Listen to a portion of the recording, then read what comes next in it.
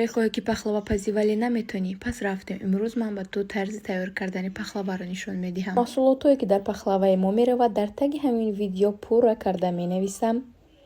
Ордамонро мерезему аз болои ор сметана, маска, 3 дона тухм ва разрихлителро якҷоя кардаву хамир мешӯрем. Хамирамон набояд ки на сахт бошад, на суст бошад.